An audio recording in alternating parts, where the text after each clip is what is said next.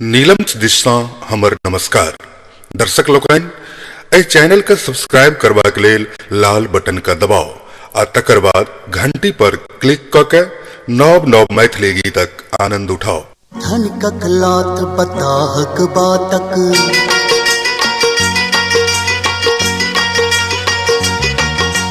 धन ककलात बताहक बातक बुझलो कोनो ठिकान ने चल चाहक दुकान में चल चाहक दुकान में संगी छुटल छुटल सतरंग सपना सड़क उछान में चल चाहक दुकान में चल चाहक दुकान में।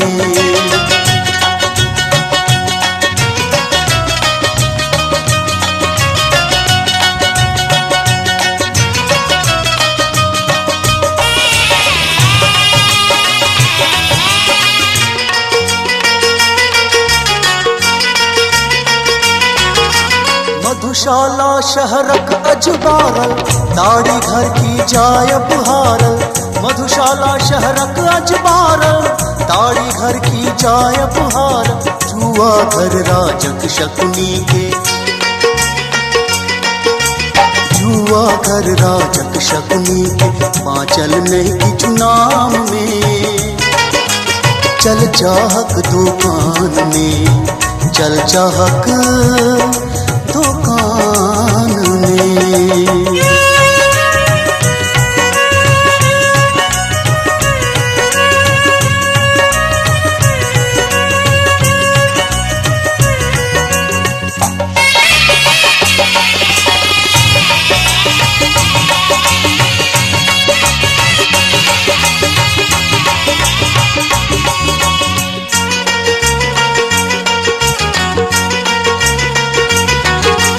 धानक खेतक मूस कबाही गहुमक डांटक खेत तबाही धानक खेतक मूस कबाही गहुमक डांटक खेत तबाही कुसियारो जारिन भय सूखल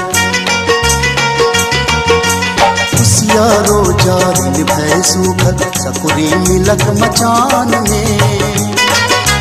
चल चाहक दुकान में चल चाहक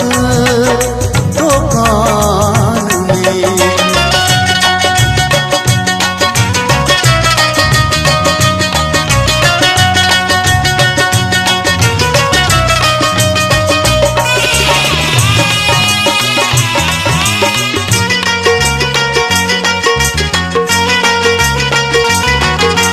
चौकक छौकक स्वादे दोसर सब उधार के बातें दोसर चौकक छौकक स्वादे दोसर सब उधार के बातें दोसर चाहक संग सिंघारा बर्फी चाहक संग सिंघारा बर्फी जर्दा पियर पान में चल चाहक दुकान में चल चाहक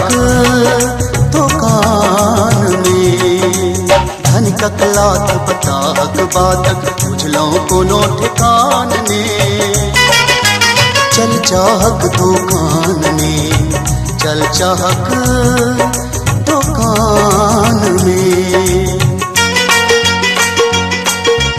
संगी छुटल छुटल सतरंग सपना सड़क उछान में चल चाहक दुकान में चल चाहक दुकान में चल चाहक दुकान में चल चाहक